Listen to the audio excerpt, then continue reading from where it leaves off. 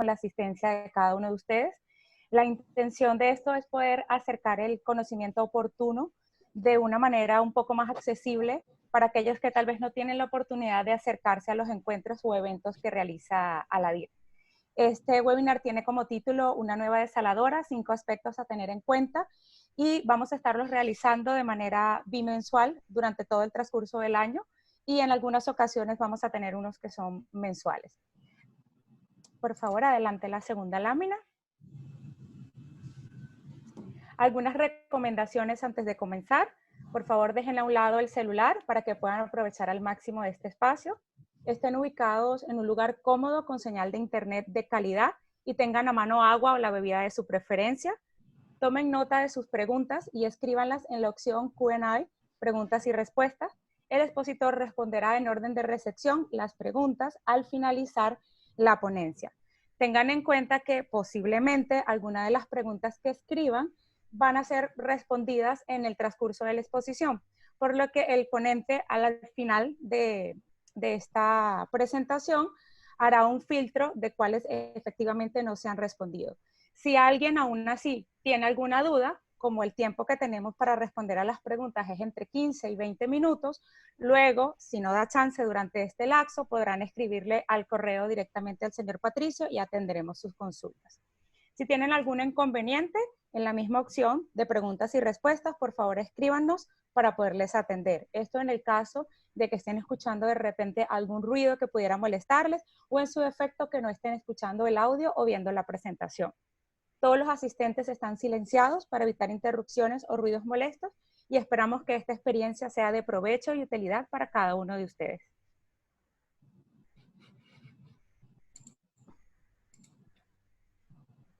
Antes de iniciar, por favor, quiero que recuerden que este año la Asociación Latinoamericana de Desalación y Reuso de Agua tendrá para ustedes un total de 7 eventos. Vamos a comenzar con el Congreso ALADIR en Argentina, seguido por nuestro Congreso en Brasil, luego México, que es un congreso que estamos realizando en acción conjunta con AEDIR, nos sigue nuestro entrenamiento en California, y el Congreso Bienal ALADIR Perú. Para el Congreso Bienal ALADIR Perú, todos los asistentes que estén participando en este webinar tienen un descuento preferencial de $50 en cualquiera de las tarifas como socios o no socios. Luego nos sigue el Congreso ALADIR Chile y finalmente terminamos con nuestro simposio en Colombia. Para cualquiera de nuestros eventos son realmente bienvenidos y agradecemos la asistencia de cada uno de ustedes. Vamos a hacer una breve presentación del señor Patricio Martis, por favor, la tercera lámina.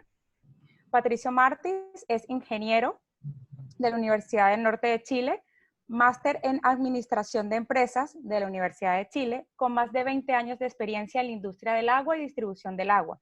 Fue fundador y presidente de nuestra Asociación Latinoamericana de Desalación y Reuso de Agua, ALADIR, y es experto en desalación, operaciones de plantas desaladoras, regulación, determinación de tarifas para proveedores de servicios municipales de agua, negociaciones contractuales y estrategias para la expansión de negocios dentro de la industria del agua. Actualmente, el señor Patricio Martis forma parte de la directiva de ALADIR y desempeña el cargo de gerente de desarrollo de negocios de ITEC, empresa socia ALADIR. Con ustedes, el señor Patricio. Gracias, señor Patricio, bienvenido. Gracias, Regil. Hola, buenas tardes. Espero si se escucha bien. Con este primer webinar, dos antecedentes. O sea, uno, ¿de qué se trata? Son 5 aspectos básicos que a nuestro juicio debemos tener en cuenta cuando partimos con una nueva desaladora. Eso, por un lado, el tema de hoy. Y lo segundo es que en nuestra audiencia hay personas que sí están muy vinculadas al mundo de la desalación y por lo tanto tienen mayor información, y también hay personas que están recién partiendo, tienen menos información, por lo tanto va a ser una exposición bastante general y podemos entrar en algunos puntos particulares, sobre todo de diseño, los que tengan mayores preguntas. Entonces, 5 aspectos a tener en cuenta en la industria de la desalación. Primero, contexto. El contexto es que tenemos, sobre todo acá en Chile, sur del Perú, tenemos sequía, tenemos grandes necesidades de agua y tenemos 2 aspectos para mirar esa necesidad de agua. O podemos restringir la demanda que significaría que todos consumimos menos agua o por hacerlo más efectivo, con mayor tecnología, hacer un mejor aprovechamiento. Y por otro lado, también en la parte que es nuestro objetivo como asociación, es promover la tecnología y ayudar a que haya mayor cantidad de ofertas de agua. Acá hay algunas fotografías de algo que está pasando en Chile, por ejemplo, con plantas modulares que se están instalando dentro de la costa de Chile, en el sector norte, para abastecer pequeñas caletas y localidades, o las empresas mineras hoy que están todas yendo hacia un uso de agua de mar, ya sea cruda o con desalación para sus procesos, y con eso dejar de extraer o extraer menor cantidad o expandir sus minas sin necesidad de extraer recursos naturales de agua subterránea. Y hay aquí una fotografía, dice la COP25, Acuerdo de una Alianza Global por Desalinización de Agua con Energía Limpia, que es otro aspecto que es vincular nuestra área, que es la producción de agua, con las energías renovables no convencionales o energías limpias. O sea, esto es una imagen de lo que está pasando en el mundo y en Chile. La otra cosa, para partir, es que tenemos diferentes usos del agua. Uso agua potable, tenemos casi el 100% de la ciudad de Antofagasta, por ejemplo, en Chile, con agua potable de una desaladora. Se va a incorporar Copiapó también con agua potable desde desalación, y hay otras ciudades también. Agua industrial, por ejemplo, ponemos el caso de Escondida también en Chile, que va a llegar a sobre 3.000 litros por segundo de producción de agua desalada para uso industrial. Escondida, de hecho, ya declaró que ha cerrado su extracción de los pozos de agua subterránea y va a usar todo su proceso agua desalada de mar. Eso significa más de 3.000 metros de altura de impulsión y más de 180 kilómetros de longitud de tuberías. Y agua para la agricultura, hay en dos sentidos. Uno, que necesitamos más agua para producir bienes agrícolas. Ahí el problema que tenemos es respecto al costo versus el precio de la producción agrícola. Y otro, para tratar aguas que tienen ciertos contaminantes que deberíamos tratarlos para poder ser útiles para agricultura. Ahora, en ese contexto, y tercer aspecto es qué cosa contempla una planta desaladora, para después ir viendo los 5 aspectos que proponemos para mirar cuando partimos con una nueva desaladora de agua de mar. Bueno, para quienes no están más familiarizados, una planta desaladora en general tiene una toma de agua, tiene una planta de impulsión, donde toma esta agua desde el mar y la lleva hacia el pretratamiento, que podría incluir un sistema de aire disuelto, está explicado un poquito más adelante, bombas de reelevación intermedia, filtros, ya sea ultrafiltración o filtro multimedia. Esta imagen muestra los filtros multimedia, filtros de cartucho, que son segunda etapa de los filtros multimedia, un sistema de osmosis inversa, constituido por una bomba de alta presión, las membranas y los recuperadores de energía. Aquí hay de un tipo, pero hay más que lo vamos a ver en unos minutos. Y esto produce dos efluentes. Uno, que es el agua producto, que sería el agua desalada, y ya sería para uso ya sea industrial, agrícola o humano. Y otro efluente, que serían los descartes del agua, de la osmosis, que es el agua concentrada o sobreconcentrada con la sal que le está extrayendo las membranas. Dicho eso, pasamos a los 5 aspectos. El primer aspecto que nosotros vemos es la relación con el entorno, y sobre todo con el medio marino, que es el principal punto que a veces nos encontramos con los problemas por ejemplo, con algunos problemas más sociales, que tiene que ver con pescadores de la zona, tiene que ver con la costumbre de mucha población que no ve de dónde se produce el agua y no entiende bien la relación con el mar. Entonces, el primero es, y sobre todo en este aspecto, que es el aspecto ambiental. Primero, la planta desaladora, que hay otro corte, tomamos agua de mar. Para tomar agua de mar necesitamos una torre de captación. Esto es con un sistema abierto, una torre de captación. Para grandes plantas desaladoras es lo más usual. Una tubería de captación que va desde la torre hacia el interior de la planta. Acá la tenemos identificada como intake. Una sentina donde se toma esta agua de mar y se impulsa hacia el proceso. Y luego una parte de rechazo o de descarte del agua que viene de lo fluente, que sería el agua sobreconcentrada, con una cámara, normalmente una cámara de carga, que sirve para mantener el emisario siempre con agua y no inyectarle aire al emisario, un emisario submarino y un sistema de disposición de la salmuera.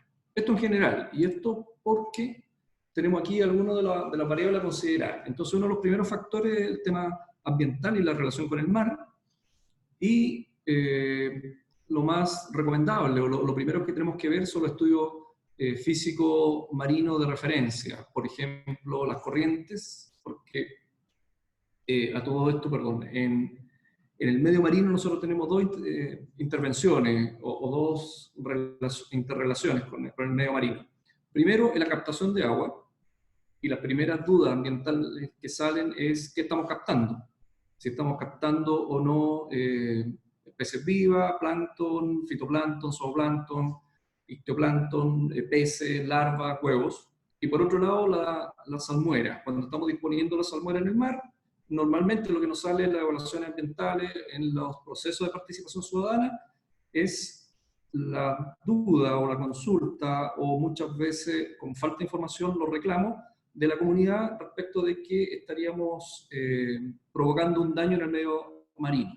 Entonces, para tener claridad de nuestro diseño, lo que tenemos que tener son estudios estudios físicos marinos, referenciales como corriente, los perfiles de conductividad, temperatura, densidad y oxígeno disuelto. Entonces, en la columna de agua, la calidad del agua de mar, necesitamos un análisis muy completo de calidad del agua, la batimetría de la zona, necesitamos estudios biológicos, comunidades bentónicas, de suelos duros, suelos blandos, bancos naturales, sobre todo el análisis de bancos naturales, porque eso sí que impacta en la capacidad productiva de la zona de pescadores, por ejemplo. Estudio de fauna, estudio de adulto equivalente. Este también es un estudio muy recomendable que se debería hacer en los análisis ambientales, porque en la captación la principal consulta o preocupación es qué estamos captando y cuánto de esa que estamos captando, ya sea en larvas o en huevos, significa una pérdida de esos peces o masa biológica que se pierde como adultos. Y eso lleva, ya sea un problema de biodiversidad o lleva a un problema económico para los pescadores. Entonces, lo recomendable es hacer el estudio de adulto equivalente, análisis de plancton, simular la captación, hacer simulaciones numéricas de qué se está captando, hacer un buen análisis de la columna de agua para saber qué componentes tenemos en el plancton, y hacer ese análisis de especies comerciales, porque lo que nos ha tocado a nosotros trabajar con algunas comunidades en las evaluaciones ambientales es la consulta acerca de cuánta producción estaría perdiendo la comunidad cercana de pescadores cuando se instala una planta desaladora. Y por otro lado estamos en la disolución de salmuera, que es el otro efecto, que estamos inyectando la salmuera del rechazo que se descarga en el mar, y viene nuevamente la pregunta de qué efecto hay en el medio marino. Y para eso necesitamos estudios físicos marinos, lo mismo corrientes, sobre todo mareas, las forzantes del medio marino, que en general que son las corrientes, utilizar una metodología para modelamiento que normalmente es numérica, se resuelven estas ecuaciones diferenciales por métodos numéricos, se hace el modelamiento de toda la zona, ahí hay una grilla hecha para un modelamiento real, y deberíamos hacer un análisis de la salmuera y cuánto es el campo de dispersión de esta salmuera. Un poquito más adelante tengo algo sobre eso. Y lo último, que es como condición básica para poder instalar esta planta una planta desaladora, es tener un buen estudio de arqueología marina. Ahora, los estudios físicos marinos normalmente son estos: aquí hay un listado: corriente, oleaje, viento, marea, los perfiles de CTDO, la calidad del agua, la batimetría, estudio tsunami en la zona que estamos, sobre todo la costa del Pacífico, que estamos afectos a tsunami. Normalmente deberíamos hacer el estudio de tsunami o irnos a algunas cartas de inundación para ver en qué zona ponemos la planta de proceso que no sea inundable, y obviamente que la obra de toma va a ser inundable. Y la zona de protección del litoral, que es una normativa en Chile, que es una zona de protección del litoral costero, y que nosotros normalmente para la descarga de salmuera debemos estar fuera de esa zona de protección. Aquí es importante, yo diría, un par de cosas. El perfil CTDO, que es el perfil de temperatura, densidad, conductividad y oxígeno disuelto, es muy importante para lo que va a ver después, que es la termoclina. Y lo otro que es importante es la calidad del agua, porque en el diseño de la planta de osmosis, específicamente en el diseño del proceso, es sensible dependiendo de qué tipo de calidad tenemos. Y la calidad del agua en toda la costa latinoamericana o diferentes lugares es muy distinto. Y nos ha tocado en lugares medianamente cercanos acá en Chile, por ejemplo, de analizar plantas desaladoras en una zona y en otra zona, y son completamente, o sea, son parecidos las calidades, pero varían, y eso implica un diseño distinto. Por ejemplo, presencia de sílice o presencia de metales pesados. Eso hay que verlo caso a caso.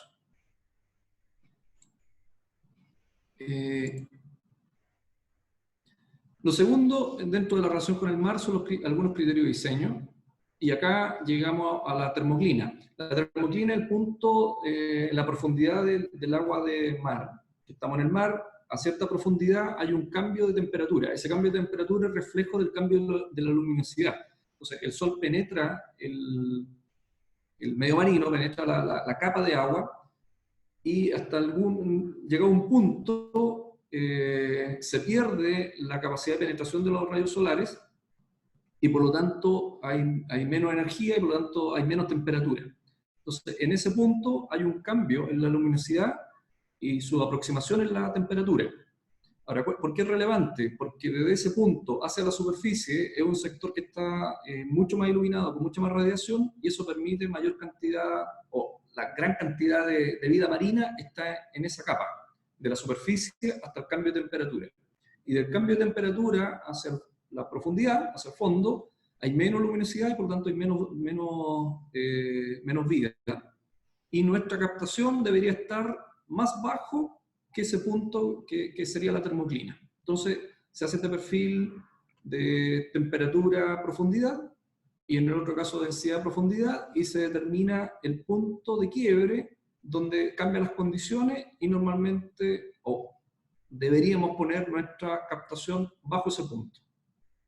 En este caso estamos bajo los 15 metros, deberíamos estar 2 metros de seguridad, deberíamos estar cerca de los 17 metros de profundidad, poniendo el límite superior de nuestra torre.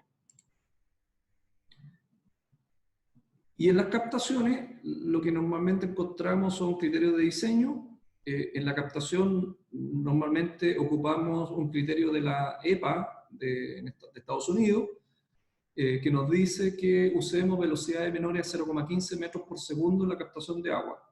Ahora, ese limitante es por la velocidad de escape de los peces. Si nosotros usamos esa limitante, a 0,15 metros por segundo, nos da el diámetro de la torre, nos da el diámetro o el tamaño de las ventanas con que vamos a captar. Entonces es una condición de diseño. Hay otro sistema donde tenemos mayor cantidad de ensuciamiento mayor, que podrían ser con filtro rotatorio, pero lo que no ha sucedido que normalmente en este tipo de mar, en la costa Pacífico, es que a profundidades bajo la termoclina ya el agua es bastante menos contaminada, más pura, y no requerimos más que la captación de las ventanas en la torre. Ahora acá hay un esquema de cómo sería una captación tipo, donde tenemos una torre de captación, que está bajo la termoclina, como ya lo mencioné, una tubería, lastres que tienen que ser calculados con, sobre todo con corrientes, con el estudio de corrientes. Tenemos normalmente una zona excavada en roca, ahora podría ser un túnel, este es un sistema abierto, y que llegamos hasta una sentina donde tenemos las bombas y de acá se toma el agua hacia la planta desaladora, y no está muy equilibrado, pero por vaso comunicante nosotros deberíamos tener el nivel del océano reflejado en el nivel de la sentina. Ahora, de disposición de la salmuera, hay poca referencia. Hay una norma europea que nos indica que deberíamos tener al límite de un campo de un área delimitada, no sé, 30 o 50 metros, no deberíamos sobrepasar un 10% de diferencia de salinidad entre el agua de mezcla, que sería nuestra pluma salina, con el medio natural marino. Ahora, en los proyectos que nosotros hemos estado involucrados, normalmente usamos la norma australiana, que nos dice que cuando se igualen en el fondo los momentum, la energía entre el agua que nosotros inyectamos al mar con el medio marino, no tengamos una salinidad superior al 5%, una diferencia de salinidad superior al 5% respecto del medio natural. ¿Qué significa eso? Nosotros dividimos ahí un campo cercano y un campo lejano. Un campo cercano es cuando la existencia de energía, o sea, existe una diferencia de velocidad entre la inyección de agua que nosotros estamos entregando al medio marino versus el medio marino. Entonces nosotros tenemos una cierta velocidad en el medio natural marino e inyectamos nuestra salmuera a una velocidad mayor. Entonces, esta velocidad, esta salmuera se va mezclando con el agua del medio hasta que alcanza la misma velocidad del medio marino. Hasta allí nosotros decimos que tenemos, o cuando en realidad son los momentos lineales, tenemos el campo cercano. Más allá tenemos el campo lejano. ¿Cuál es la diferencia? Es que en el campo lejano, por esta diferencia de velocidades, nosotros tenemos una mezcla por convección del agua de la salmuera con el agua del medio marino. Entonces tenemos una mezcla mecánica muy rápida. Cuando estamos en el campo lejano y las dos velocidades están igualadas, lo que nos pasa es que solamente por difusión, podemos tener la dilución. Entonces es un proceso mucho más lento. Entonces, ¿qué nos dice la norma australiana? Que es la que ocupamos normalmente, es que cuando se igualen estas velocidades, o sea, en el campo cercano, nosotros al límite de ese campo cercano tengamos máximo un 5% de diferencia de concentración de sales. Bueno, acá hay un ejemplo de campo cercano. Claramente se ve el chorro de inyección de la salmuera y que está a mayor velocidad y por eso se produce una mezcla turbulenta. En cambio, en el campo lejano, los dos fluidos están prácticamente a la misma velocidad y se produce solamente dilución por la difusión. Aquí tenemos alguna información sacada también acá del Servicio de Evaluación Ambiental en Chile, donde tenemos profundidades de captación y de disposición de la salmuera. Por ejemplo, las captaciones normalmente las tenemos cerca de los 25 metros, y eso implica que si teníamos una termoclina del orden de 15 a 18 metros, más 2 metros de seguridad, estamos en los menos 20, y por lo tanto estamos en el punto medio captando cerca de los 25 a 28 metros. Y los puntos de disposición no necesitamos hacerlo tan en profundidad, necesitamos alejarnos de la costa, y están entre los 20 y los 15 metros, ¿ah? Excepto algunas excepciones como Quebrada Blanca o Tocopilla. Tocopilla fue cambiado, deberíamos estar descargando entre los 15 y los 20 metros. Ahora, entre los 15 y los 20 metros también tenemos más agitación del mar y tenemos una mejor mezcla. El otro aspecto respecto del mar son los efectos de eventos de calidad. Aquí hay unas fotografías, esta es una fotografía real de una sentina, la que está al centro, porque creo que no ven el mouse. La que está al centro es una sentina donde captamos medusa, un banco medusa. Acá en la foto izquierda hay una medusa. Normalmente uno pone una cortina de burbuja para alejar las medusas de la torre de captación, pero cuando está el mar con un banco de medusa como el que está en el costado derecho de la imagen, abajo, prácticamente es imposible que la cortina de burbuja nos salve de captar las medusas, y de ahí nos pasa que la sentina la tengamos llena de medusas. El otro evento son los bloom algal dañinos, como las mareas rojas, la que está al costado izquierdo de la imagen, abajo. Ahora, ¿qué ha ido pasando? Acá hay algunos datos generales que los eventos de marea roja a nivel mundial han ido aumentando. A esto es lo que nos dice la estadística. Por ejemplo, acá a mano izquierda está el gráfico de la costa de Omán, al lado derecho tenemos la costa arábica. Entonces los cambios son a nivel global. Aquí, por ejemplo, tenemos una que es de Chile, que es la que está arriba, el gráfico de arriba, donde está en rojo con azul, donde son los eventos de fenómeno de niño versus la niña. Ha habido muchos mayores ciclos de evento niño-niña, y además tenemos pics mucho más altos hoy de efectos del niño. Eso significa mayor cantidad de temperatura, o mayor temperatura en general, mayor temperatura en el mar, tenemos medusa, mayor cantidad de mareas rojas. Y tenemos una serie de especies que nos visitan cuando tenemos marea roja, que es necesario también identificarlas para poder hacer un buen pretratamiento. Un aspecto clave, sobre todo las mareas rojas o de los bloom de algas, son los TEP, las partículas transparentes de exopolímero, que son un gel transparente, pegajoso, que se adhiere a las membranas. Entonces, el exopolímero, cuando se adhiere a las membranas, lo que nos produce es una menor capacidad de procesamiento de agua. Y esto es algo que se ha ido estudiando en el último tiempo y es bastante dañino o bastante complicado para la operación.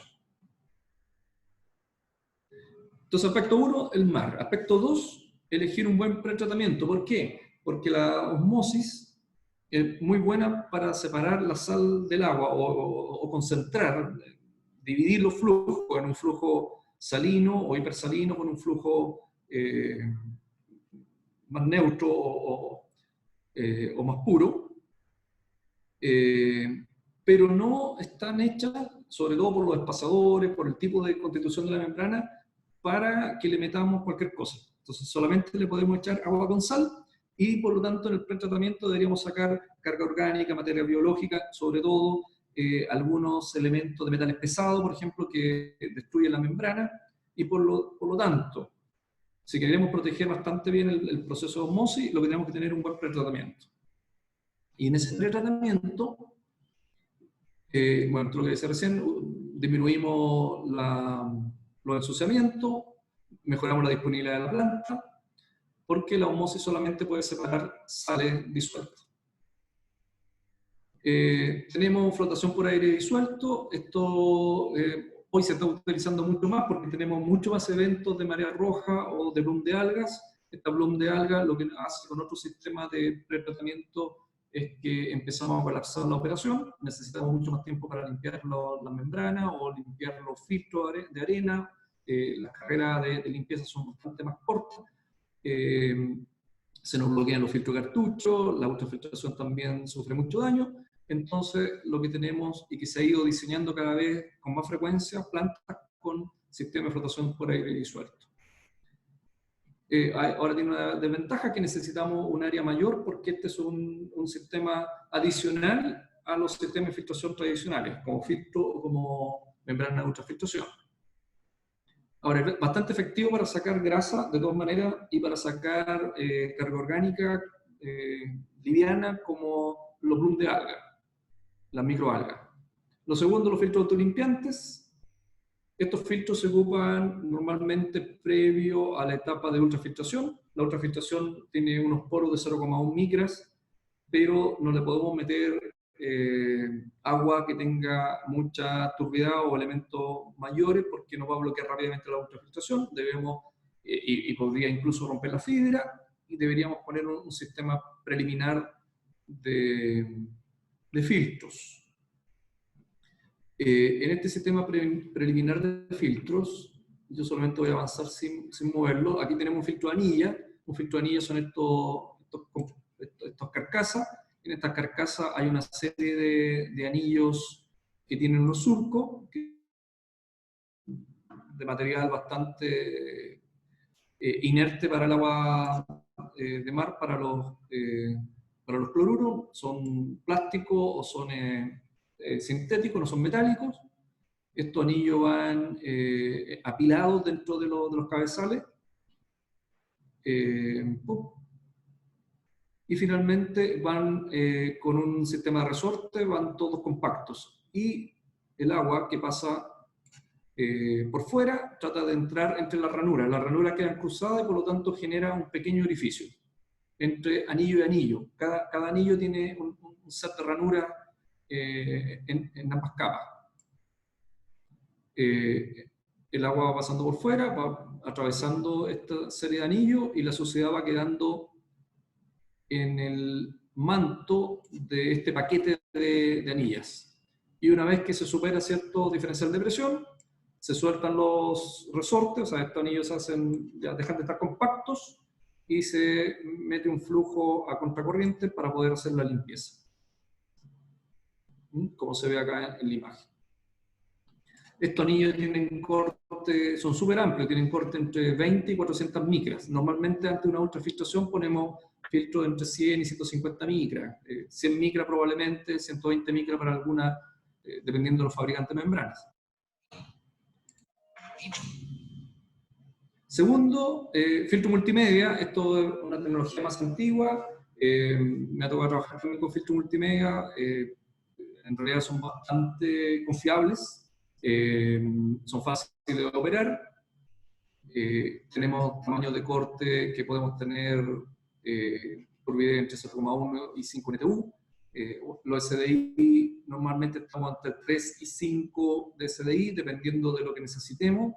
Podríamos tener una línea de filtro de arena en una etapa o en 2 etapas. Si tuviéramos un agua de peor calidad, probablemente necesitaríamos 2 etapas. Normalmente los filtros multimedia son multicapa, una capa de antracita, una capa de arena y una capa de grava, o también puede ser con plataforma con toberas, que esto es lo que permite la capacidad de soporte de las capas, la multicapa. Entonces la arena es soporte, la grava es soporte, y tenemos arena y antracita como material filtrante. Esto funciona un poquito parecido con los filtros de anillas. Tenemos filtros en profundidad como la antracita, en superficie como la arena, y cuando se nos bloquean los filtros, nos aumenta el diferencial de presión. Este es un gravitacional, nos disminuye la capacidad. Estos filtros se lavan en contracorriente con agua y aire, y luego por diferencial de peso se vuelven a compactar en la misma proporción la arena y la antracita. Y el tercero, en las elecciones, ya podemos elegir un DAF, dependiendo qué calidad tenemos, sobre todo de marea roja en el Pacífico. Podemos elegir o una ultrafiltración o un filtro de arena. Y en la ultrafiltración tenemos diferentes tecnologías. Tenemos, por ejemplo, vertical horizontal. Hay una marca que es la horizontal. Podemos tener tecnología adentro hacia afuera, in-out o out-in. Algunas son intercambiables, no todas. Podríamos cambiar algunos de los módulos de ultrafiltración. No es como las membranas, que son bastante estandarizadas y podemos cambiarnos de marca en una renovación de membranas. La operación es un poco más compleja que los filtros multimedia porque requieren mecanismos de válvula, requieren bomba o requieren presión, requieren un sistema de control. En cambio, el filtro de arena es menos tecnologizado, pero lo que sí nos da una muy buena calidad del agua porque tiene poro de 0,1 micras. Entonces, normalmente salimos con una buena calidad fuera de la ultrafiltración. ¿Cuál es el problema de la ultrafiltración? Es que si tenemos demasiada carga orgánica, por ejemplo, tenemos microalgas o tenemos marea roja, vamos a tener un exceso de turbidez que nos van a bloquear rápidamente las fibras. Y al bloquearse las fibras vamos a tener que lavar esas fibras. y los espacios entre lavados se nos van a ir acortando y luego no nos va a alcanzar el agua para lavar todos los módulos. La relación entre ellos, normalmente podemos poner una ultrafiltración con un DAF. El tema del DAF adicionalmente es que tenemos que agregarle algunos productos químicos. Los productos químicos, como por ejemplo el fierro, podría depositarse también en la ultrafiltración. Si es que se oxigena y pasa de ferro más 2 más 3, vamos a tener depósitos de fierros. Y eso principalmente. Pero tenemos una muy buena calidad. Y lo otro es que para la ultrafiltración tenemos que diseñar módulos adicionales, porque como están permanentemente saliendo los módulos a limpieza, ya sea limpieza con químico o limpieza de backwash con agua contra lavado, tenemos que calcular bastante bien cuántos módulos adicionales vamos a tener en stand-by o en operación y después trabajar en sobrecarga. Cuando hay operación con bloom de alga, ¿cuál es la diferencia con el filtro de arena? Que cuando tenemos filtro de arena también puede usar coagulante, pero normalmente en la ultrafiltración tenemos coagulante, los poros son tan pequeños que podemos hacer una coagulación muy rápida. Los flux van a ser captados inmediatamente por la ultrafiltración. Vamos a usar un backwash, un lavado contra corriente mejorado químicamente, normalmente con hipoclorito de sodio para sacar matar la carga orgánica viva, limpiar todo lo que se nos puede haber adherido. Normalmente el CEP es bastante frecuente, podemos hacerlo una vez al día, un CEP. El backwash lo hacemos, no sé, cada 30 o 40 minutos. Vamos a dosificar coagulante en línea, son pequeñas cantidades de coagulante como cloruro férrico, por ejemplo, que nos ayuda a formar microflux que se van a quedar atrapados en la ultrafiltración. Y cada cierto tiempo tenemos que hacer, dependiendo del ensuciamiento, un SIP, que es una limpieza en sitio, un cleaning in place, que podemos dosificar con producto alcalino o producto ácido, dependiendo del tipo de ensuciamiento. Acá hay algunas recomendaciones, pero creo que la dejaré solamente como lámina para pasar rápidamente a los puntos que nos quedan. Un tercer aspecto, entonces primer aspecto el mar, segundo el pretratamiento, tercero qué químicos vamos a usar.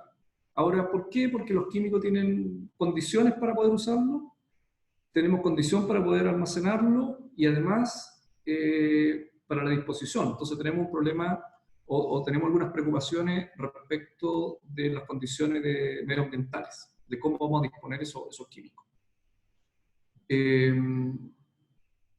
Entonces, en el pretratamiento, normalmente, bueno, aquí hay un par de módulos de ultrafiltración con exceso de ensuciamiento, y normalmente usamos hipoclorito de sodio para desinfectar, cloruro férrico para coagular, y usamos los ácido sulfúrico o ácido cítrico como elemento también de limpieza.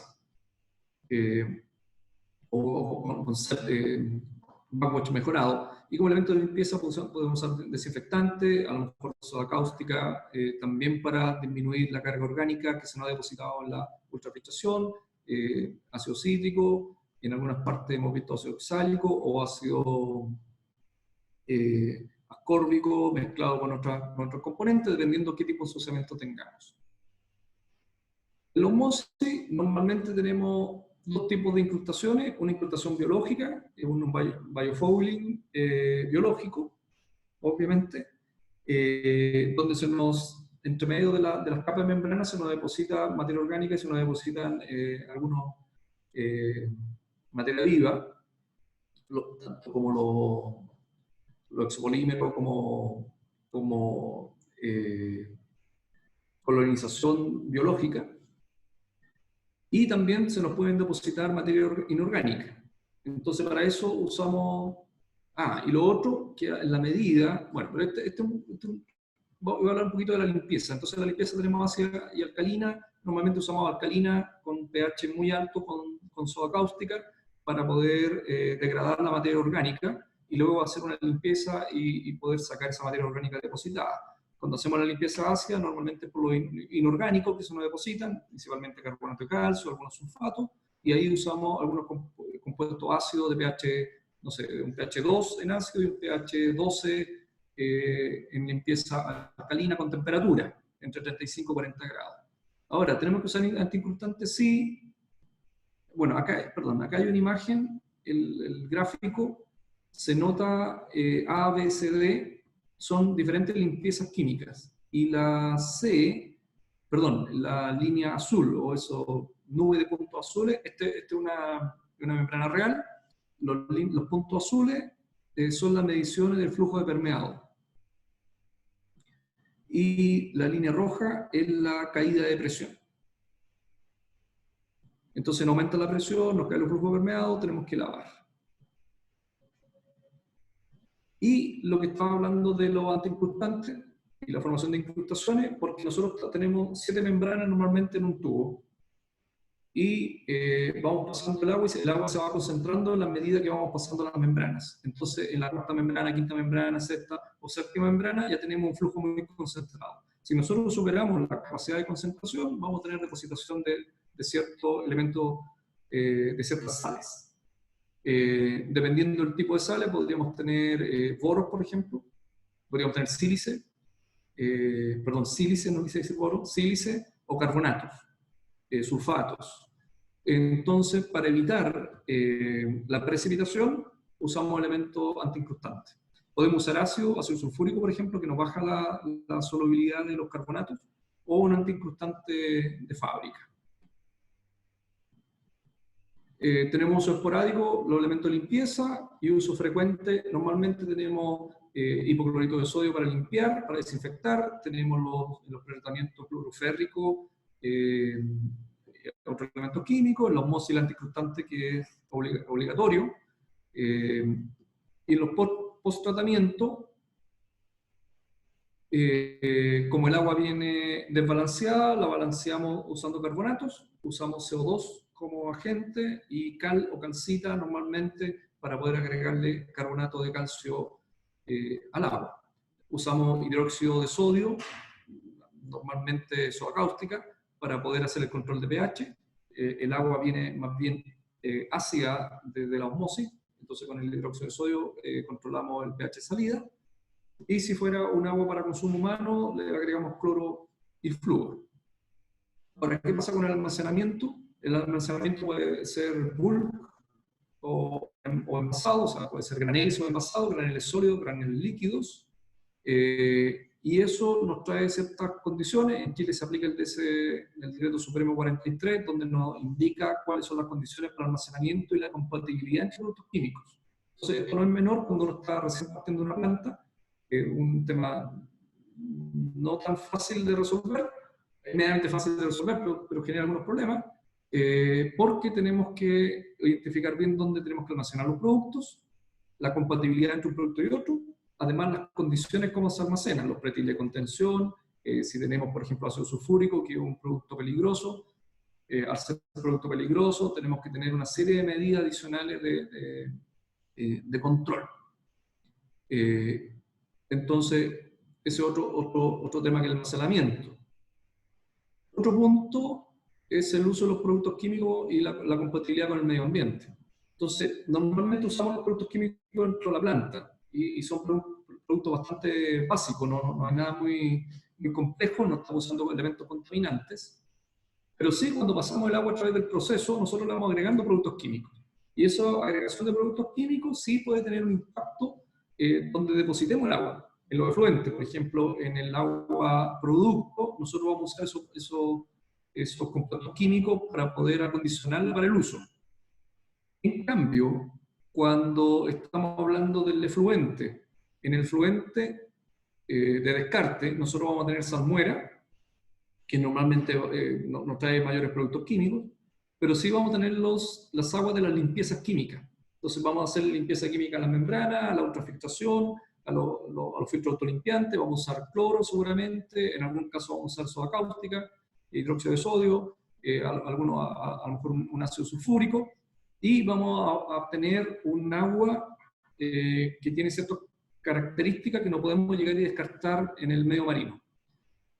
Entonces, ¿qué deberíamos hacer? Normalmente lo que tenemos que hacer es neutralizar los efluentes antes de ser descartados en el medio marino, y controlamos normalmente 3 o 4 cosas. Primero, pH, de todas maneras, tenemos que descargar un agua equilibrada. Vamos a controlar cloro libre residual o en su defecto ORP, potencial de oxirreducción, para descartar que estemos botando agua que tenga un agente reductor y que pueda matar elementos dentro del medio marino. ¿Ah? Entonces usamos el desinfectante dentro de la planta, pero no queremos que el agua con desinfectante, o sea, con cloro, llegue al mar. Y para eso usamos, la neutralizamos. Entonces, para el pH, obviamente, si usamos, si tenemos agua básica, vamos a usar un ácido para neutralizar. Si es un ácido, usamos un alcalino, una base para neutralizar. Y si tenemos cloro presente en el agua, vamos a usar un agente reductor como metabisulfito de sodio, por ejemplo. Y lo otro que tenemos que tener cuidado es que los productos químicos que vamos a usar para agua potable sean de calidad alimenticia. Esto no es tan... Esto es un aspecto que hay que considerar, y algunas veces nos pasamos por alto y decimos, sí, vamos a comprar cal, por ejemplo, a la industria de cal de cemento, compramos la cal y tiene una serie de metales pesados o tiene otros compuestos que no califican para consumo alimenticio. El número 4 de los 5 aspectos clave que estamos tocando, que es medio marino, tratamiento y productos químicos. El 4 es obviamente la recuperación de energía y las tendencias y el uso de la energía. Hay una buena discusión que se ha ido dando y que muchas veces nosotros en el campo de la industria del agua hemos ido tomando, y es que las plantas desaladoras consumen mucha energía, y como consumen mucha energía deberíamos tener algunos planes para hacernos cargo de la huella de carbono o del consumo de combustibles fósiles, o, no sé, o de la cantidad de energía que estamos consumiendo. Entonces, lo primero, quiero hablar de las tendencias de consumo eléctrico. Y tengo esta imagen. Esta imagen es una división para diferentes tipos de elementos que queremos retirar del agua. Nosotros tenemos diferentes tecnologías. Entonces, un aspecto que lo tengo acá en el casillero de la energía, y es que nosotros usemos la tecnología adecuada para lo que andamos buscando. Muchas veces podemos decir, oye, necesitamos resolver algún cierto problema, y decimos, no, usemos osmosis, pero osmosis nos consume, no sé, 3 kWh por metro cúbico, cuando podríamos utilizar otra tecnología que ocupe menos energía. Entonces, este cuadrito es simple de ver. Si nosotros tenemos, por ejemplo, queremos filtrar almidones, fibra, podemos usar una filtración directa. Si ya queremos sacar algunas emulsiones, trabajar con asbesto, por ejemplo, sacar fibra de asbesto, filtrar bacterias, o sea, poner una barrera sanitaria para las bacterias, no necesitamos llevarlo a osmosis, basta con una microfiltración, o podemos poner una ultrafiltración y prácticamente estamos sacando casi o naturalmente el 100% de los virus, bacterias.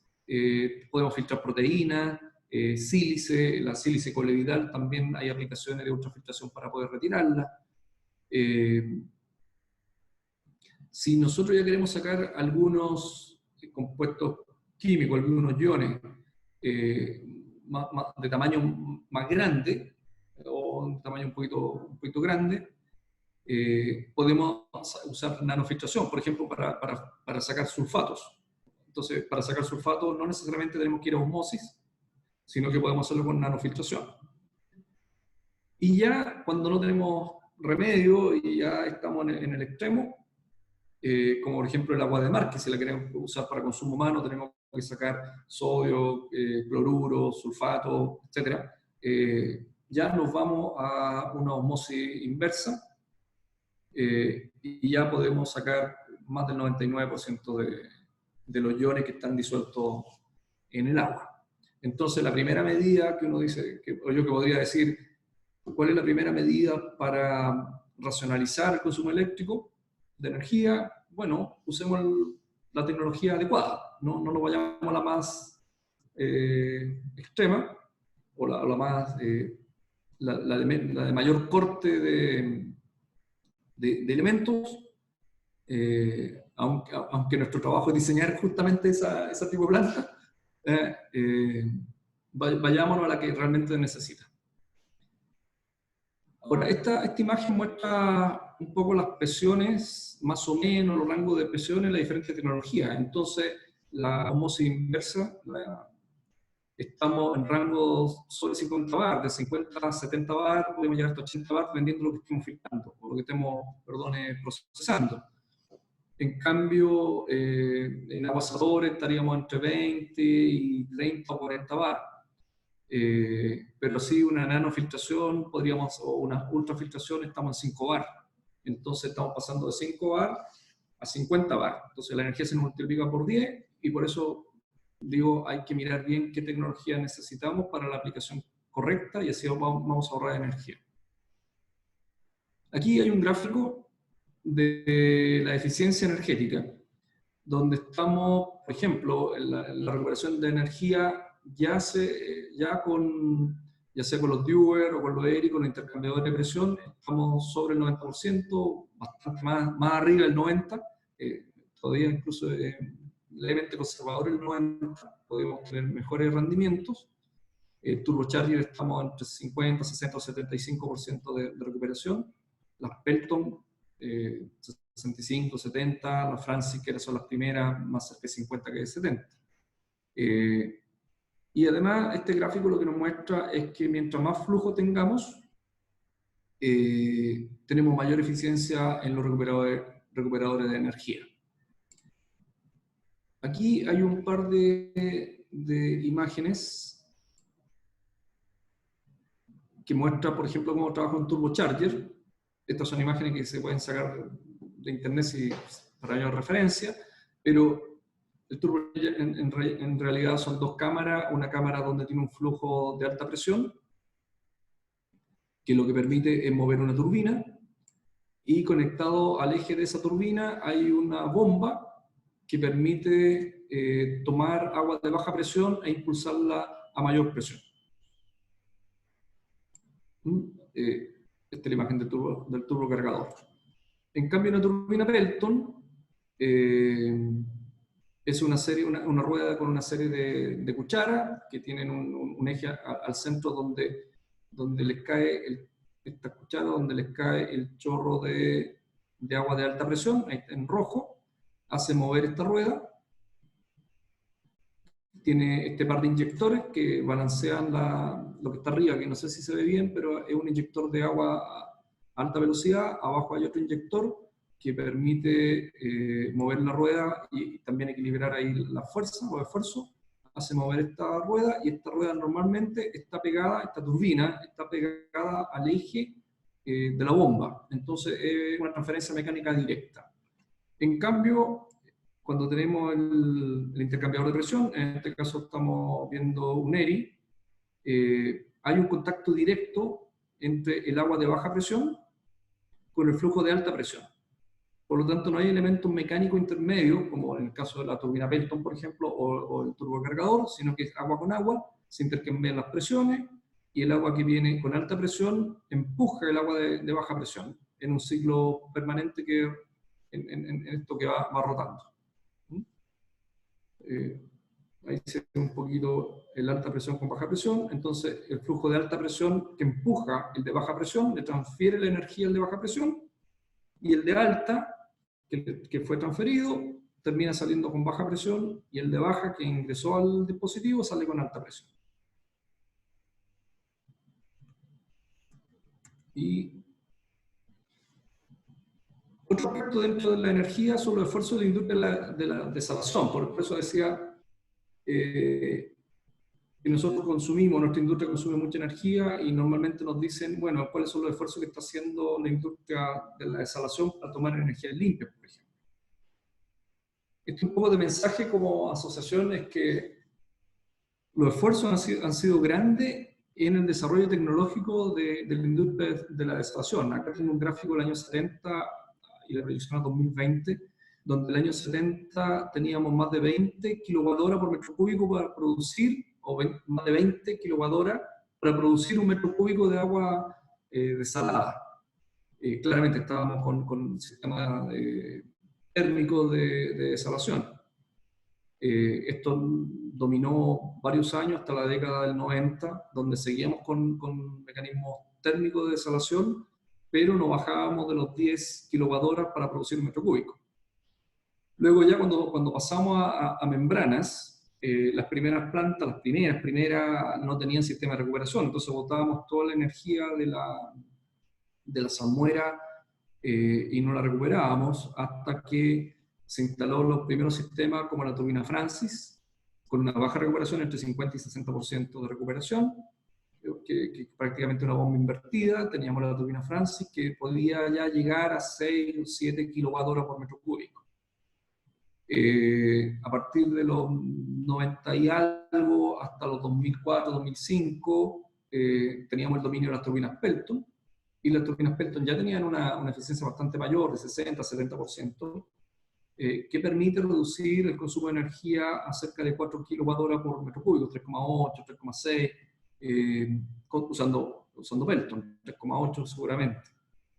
Y luego ya, a partir del año 2003-2004 hasta hoy, tenemos los intercambiadores de presión. Normalmente hay varias marcas, las más comunes son los ERI, que con estos equipos rotatorios de intercambio directo, o los Dewar, que ya son a baja velocidad con pistón de agua, y ya se alcanzan eficiencias sobre el 90%, y ya encontramos consumo específico de energía del orden de 2, algo, 2,5, a lo mejor más cercano a 2 solo en la osmosis. Y ya estamos aquí en el orden de 2,5, 2,8 como consumo medio. Entonces, antes de pasar a los costos, los esfuerzos de la industria de la desalación, ¿por qué lo quise poner acá? Y es que, a juicio de algunos, creemos que la industria de la desalación ha hecho un buen esfuerzo y puede seguir haciéndolo con otro tipo de tecnología. Sin embargo, ya estamos cerca de los mínimos técnicos para poder recuperar la energía. O sea, estamos recuperando 94% de energía y el resto ya son disminuciones de eficiencia. El proceso de separación de sales es un proceso irreversible. Por lo tanto, ya naturalmente tenemos tenemos limitantes para poder sacarle la sal al agua, para poder separarlo o para poder usar alguna tecnología que podamos captar los iones de cloruro principalmente. Entonces, estamos llegando ya a los mínimos técnicos. A lo mejor hay mayor esfuerzo que hacer, probablemente, pero está bastante en el límite. Excepto que hay un cambio radical de la tecnología. Y por otro lado, lo que estamos diciendo es que para las energías renovables no convencionales, energía solar, eólica, mareomotriz, ondimotriz, etc., a juicio de alguno, que yo soy de alguno de los que lo piensa así, es la industria eléctrica quien tiene que hacer sus mayores esfuerzos para ser más eficiente y por poder poner dentro de las redes de transmisión y distribución de energía la energía renovable no convencional. Hay plantas que hoy día se están alimentando completamente de energía solar, por ejemplo. Entiendo que en Australia hay buenos ejemplos de eso. Puede ser por energía eólica. Pero dado que uno puede transmitir la energía a grandes distancias, no es necesario que solo tengamos la planta desaladora y al lado del campo solar.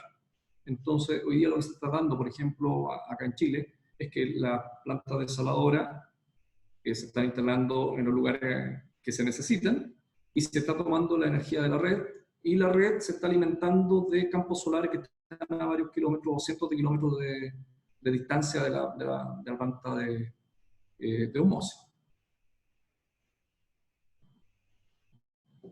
Eso por el tema de la energía. Entonces tenemos la relación con el mar, el sistema de tratamiento, cómo elegirlo. En el mar es cuidado por el medio ambiente, el tratamiento, cómo elegirlo. Los productos químicos, también tenemos que tener elección de productos químicos y tener ojo con la disposición en el medio ambiente y el almacenamiento. Cuarto, ¿qué vamos a hacer con los temas de energía? ¿Qué tipo de regulador de energía vamos a usar? ¿Qué tratamiento vamos a tener? Y el punto quinto es cómo andan los costos. El costo total de largo plazo, le llamamos total de largo plazo, que sería el costo equivalente anual, por ejemplo, dentro del ciclo de vida de una planta. Entonces, el primer punto es qué pasa con la economía de escala y la modularidad. Acá hay un gráfico, que espero que se aprecie un poco mejor.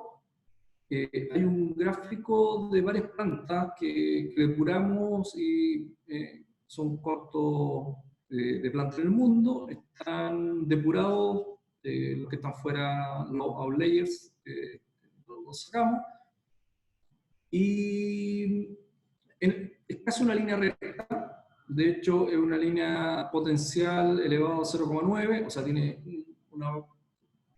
poquita economía de escala. Entonces, una aclaración antes, nosotros usamos estas curvas exponenciales, a elevado, o sea, a por b elevado a x, en este caso, o a por x elevado a un beta. Cuando el beta es 1, significa que es una línea recta, y cuando el beta es 0, significa que es una línea horizontal, que no tiene economía. En cambio, una línea recta, cuando el beta es 1, significa que tiene es completamente lineal y no tiene economía de escala. Entonces acá nosotros encontramos unos 3 sectores, ahora esto también por un poco de práctica, que cuando estamos entre los 100, los 200 litros, 150 litros y los 500 litros o los 700 litros, nosotros tenemos claramente aquí, no está hecha la curva, pero sí se nota que hay una cierta economía de escala, que significa que es más barato poner una planta más cercana a los 500 litros por metro cúbico que más cercano a los 200 litros. Ahora, ¿esto por qué? Porque tenemos una serie de infraestructura base, sobre todo obras civiles, tuberías, que son construidas o que tienen economía de escala, como por ejemplo la obra marina. Entonces, una obra marina, para ir a buscar estar debajo de la termoclina, muchas veces tenemos que salir 400 metros, 600, 800 o 900 metros de longitud en el mar. Y luego el diámetro del tubo y el diámetro de la torre es bastante marginal respecto de la obra civil que hay que hacer para instalar el tubo. La excavación, el muelle provisorio, el lanzamiento, los lastres.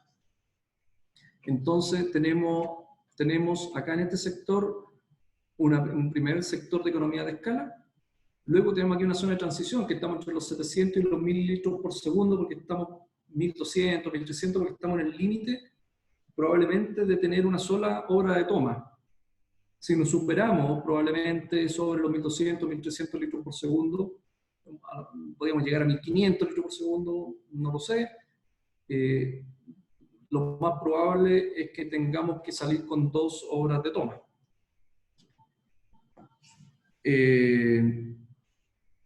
Y luego de los 1500, obviamente ya tenemos una segunda hora de toma, prácticamente una segunda planta, tenemos que poner otro transformador, tenemos obras civiles, y en la práctica es casi duplicar la planta de osmosis. Aquí hay una cosa relevante, que todos los sistemas de filtración, como la ultrafiltración y la osmosis con membrana, su variable para poder hacer el proceso es el área de filtración, en el caso de la ultra o de los filtros de arena, y también el área para poder provocar la osmosis en las membranas. Entonces, ahí no tenemos economía de escala. O sea, si nosotros queremos procesar el doble de agua, tenemos que poner el doble de sistema de pretratamiento. Lo mismo con los módulos. Si queremos producir el doble de agua con nuestra planta, tenemos que poner el doble de membrana. Estamos pensando que no hay mejoras tecnológicas entre cambiar una membrana y otra, sino que la misma membrana. Podemos subir un poquito la presión y obtener algo marginal, pero en general la osmosis y la ultrafiltración, los filtros de arena, los filtros autolimpiantes, los DAF incluidos, todos son lineales con el área. Entonces allí tenemos muy poca economía de escala. ¿Dónde tenemos economía de escala? En la obra de toma. ¿Qué nos dan estos ratios? Nos dan entre 1.500 y 2.000 dólares por metro cúbico día instalado, es un buen valor. Estamos hoy día nosotros viendo desaladoras que están entre 1.800 y 1.900 hasta 2.200, que más o menos es un valor razonable. Últimamente las desaladoras se van haciendo más caras, no por la tecnología, sino porque las condiciones del medio, tenemos más presión a poner mucho más horas de seguridad, mucho más elementos redundantes, y sobre todo con las condiciones ambientales hay mucho más precaución y poner sistemas que nos aseguren que no estamos contaminando el medio ambiente. Ahora, si nos vamos a una desaladora industrial, por ejemplo, una empresa minera, claro, estamos en 2.400, 2.500, o en Medio Oriente, una desaladora con mayores características, mayor prestación, 2.800 dólares por metro cúbico y más. El otro punto, ¿dónde tenemos los costos? Principalmente los costos entre obra marina, pretratamiento, osmosis, que es lo obvio. La obra marina es muy incidente, porque si la termoclina la tenemos muy lejos, nos han salido proyectos con 800, 900 metros de tubería en el fondo marino. Si está más cerca podemos tener 250, 300 metros y se nos facilita la tarea y tenemos un costo menor. Si tenemos roca, tenemos que romper en roca, ya es un costo bastante mayor romper en medio marino roca. Tenemos que tener el muelle provisorio. No sé, si tenemos un problema serio de rocas y de corriente y de oleaje, probablemente tenemos que salir con un túnel que es más caro que romper en zanja. Entonces la obra marina, por eso lo tengo señalado acá, y se puede llegar hasta un 25%, hemos visto 25% y más en costo de obra marina, dependiendo del tamaño de planta. Este es el costo más variable o con menos certeza que tenemos cuando hacemos los CAPEX de una planta desaladora. El tratamiento osmosis es bastante conocido, si queremos agregarle DAF o no DAF, si vamos a ir con ultra o vamos a ir con filtro multimedia, los costos son bastante conocidos, y además tenemos gama de proveedores que nos pueden dar diferentes precios por diferentes tecnologías y tenemos mejor competencia. Después la disponibilidad, esto solamente nombrarlo, que es muy relevante porque normalmente normalmente los que estamos involucrados en esta industria, cuando nos preguntan, oye, ¿cuánto vamos a producir? La pregunta es, bueno, ¿lo quieres como producción medio diaria? ¿La quieres producción instantánea? ¿La quieres como factor de planta? ¿Cómo? ¿Por qué? Porque tenemos un punto importante que es la disponibilidad de la planta. Las plantas normalmente tienen disponibilidad sobre el 95%. Nos ha tocado trabajar en plantas que prácticamente no paran, que tenemos, no sé, 98% de disponibilidad hasta 99% de disponibilidad. Pero normalmente sí requerimos parar la planta, cuando hacemos limpieza, por ejemplo, de la obra marina, cuando hacemos mantenimiento de los transformadores principales, de las subestaciones, si no tenemos redundancia hay que parar la planta, y hay días que la planta va a producir cero, alguna hora. Si no tenemos equipo stand-by, vamos a tener que parar línea de producción, vamos a disminuir la producción para poder hacer mantenimiento. Entonces, es una pregunta que hay que hacerla cuando estamos hablando de construir una nueva planta. O sea, ¿quieres una nueva planta? ¿De cuántos litros? De 1.000. Ok. ¿Son 1.000 promedio diario a año? ¿O son 1.000 instantáneos como capacidad? ¿Son 1.000 nominales? ¿O son 1.000 ya reales descontada la disponibilidad? Ahora, ¿los quieres todos los días los 1.000 o algunos días puedo producir menos para hacer mantenimiento? Y lo mismo pasa con los costos. Cuando uno dice cuánto es el costo de producción del agua, no, vamos a $1 para una planta de 1.000 nuevamente. Ok, pero si mi disponibilidad es 95%, ya no voy a producir 1.000. Voy a producir un 5% menos de 1.000. Voy a producir 950. Entonces ya el dólar no es $1. Es más de $1 porque tengo que dividirlo por la producción efectiva. Ahora, ¿qué nos afecta la disponibilidad? Falla mecánica o mantenimiento mecánico de bombas, mantenimiento eléctrico, motores, muchas veces fallas de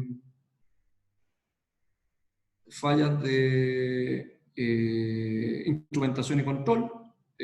Algunos dispositivos de medición nos fallan y no paran una línea. Una cosa muy sencilla como una tarjeta puede parar una línea completa. Las incrustaciones en agua de mar, sobre todo las limpiezas químicas. Si tenemos un mar, una mala calidad de agua llegándonos a osmosis o en la ultrafiltración, vamos a estar permanentemente parando para hacer limpieza.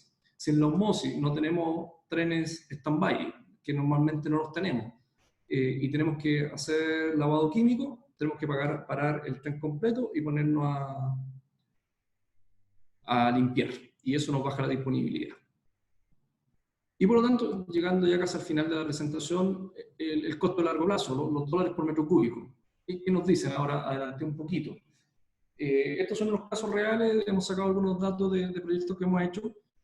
Y aquí tenemos que tener un cuánto vale el metro cúbico de agua, un sí, pero. O sea, normalmente uno dice, ¿cuánto vale el metro cúbico de agua? No, $1, de hecho $1.15 para una planta de 1000.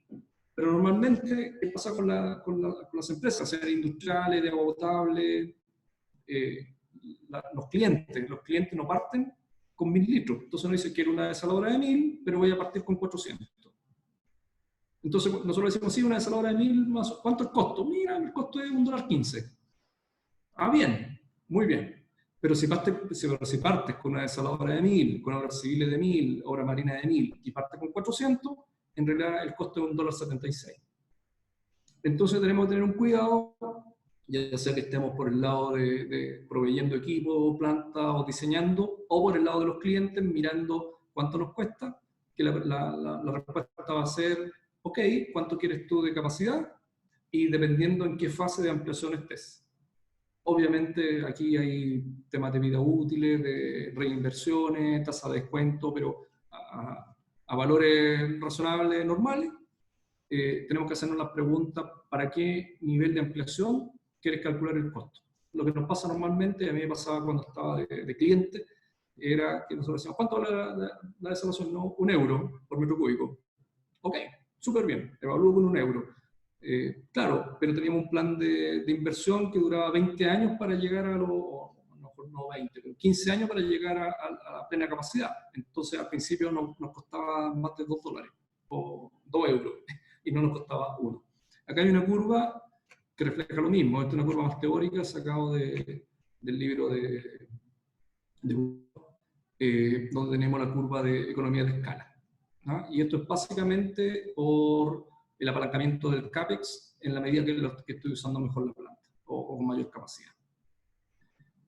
Y ese es lo último punto. Y resumen, los 5 puntos es cuidado con la obra marina o con el medio marino, sobre todo los temas ambientales. 2, el pretratamiento, que es lo principal cuando uno diseña una planta. Teniendo un buen pretratamiento podemos hacer más liviana la osmosis. 3, los productos químicos. ¿Qué productos químicos vamos a usar? Es muy crítica la pregunta, sobre todo, por ejemplo, acá en Chile nosotros tenemos un sistema de evaluación ambiental donde hay que presentar mucho antecedente y normalmente uno hace un prediseño en la etapa previa y dice voy a usar ácido cítrico, soda cáustica y un par de químicos adicionales y luego cuando hacemos el diseño de detalle usamos ácido sulfúrico y después tenemos que decir, mira, sabes que me equivoqué, no era cítrico, era sulfúrico y sulfúrico es un elemento peligroso y tengo que hacer una revisión de mi diseño. 4, los temas de energía, elegir obviamente el recuperador de energía, pero sí sobre todo elegir cuáles son los procesos que yo voy a ocupar para la planta. Si voy a llegar realmente a una osmosis o voy a usar una ultrafiltración solamente y qué pretratamiento también me disminuye, por ejemplo, la contaminación de la membrana porque me hace saltar la presión de trabajo y eso hace que consuma más energía. Y lo quinto que tenemos que tener como tips cuando uno construye una planta o cuando estamos pensando en una nueva planta es el costo. ¿Cuánto nos va a costar? Pero cuánto nos va a costar dependiendo qué nivel de ampliación tenemos en la planta. Normalmente lo hacemos, y la disponibilidad. Normalmente uno calcula el costo muy rápido sin considerar la disponibilidad. Es como si tuviéramos los X litros por segundo, los 1000 que nombraba el 100% del tiempo, Y lo segundo, calculamos el costo como si la planta estuviera produciendo al 100%. Y normalmente partimos con un ramp-up de varios años, con un módulo, dos módulos, y vamos avanzando, y eso hace que los primeros metros cúbicos sean bastante más caros que usarla a plena capacidad. Y llegamos al final de la presentación. Y creo que estamos en la etapa de consultas. Voy a tratar de ubicarme con las preguntas.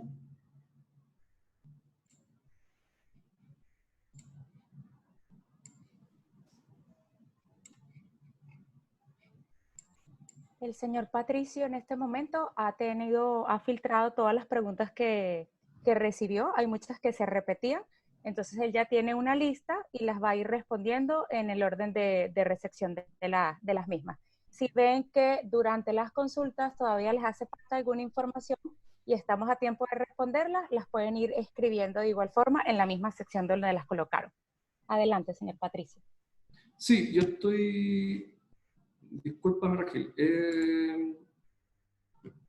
¿Me la mandaste por correo? Sorry.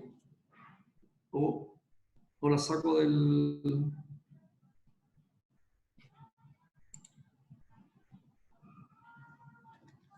Dame un segundo para buscar las preguntas. Igual a la potable normal, es más mala, el sabor, es un mito, es real, ¿por qué? Ya, esta es una buena pregunta, la voy a tratar de contestar muy rápido. A mí me ha tocado trabajar y vivir en un lugar donde teníamos agua desalada y efectivamente los sabores son muy distintos. El sabor que nos da el agua de río tiene mucho más dureza, tiene mucho más sales, es un sabor más fuerte. El agua desalada remineralizada, porque tenemos que equilibrarla normalmente con CO2 y cal, o con CO2 y calcita, es un agua que es bastante más liviana, el sabor no es tan fuerte, no es tan pesado, yo diría que el sabor es mejor que el agua de río, en mi caso, todo depende de quién lo tome, porque hemos hecho pruebas con personas, un tipo panel de personas para hacerlos probar agua desalada con agua natural, y encontramos personas que les gusta el agua desalada y personas que les gusta el agua de cordillera. En temas de calidad del agua no hay diferencia. En general, el agua desalada tiene menos sales, dependiendo de dónde se distribuya, con seguridad cumple las normas de calidad, pero yo diría que el sabor no es más mala, es más mala, no, es un sabor un poco distinto. O sea, para ubicarnos, el agua desalada potable de una planta grande que se distribuye en una ciudad, yo encuentro que el sabor es casi el mismo que el agua que se vende envasada en estos botellones grandes de 20 litros.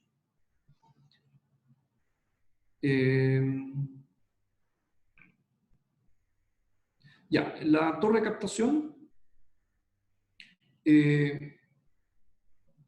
No, la pregunta es sobre cómo es una torre de captación. La torre de captación finalmente es una torre, digamos, normalmente de sección circular, es un cilindro de hormigón armado, que es calculado con un peso suficiente para que se mantenga en el fondo. Lo que nos pasa con la tubería, perdón, y esta torre, de hecho yo tengo por aquí unas imágenes, mucho más atrás. Acá estamos.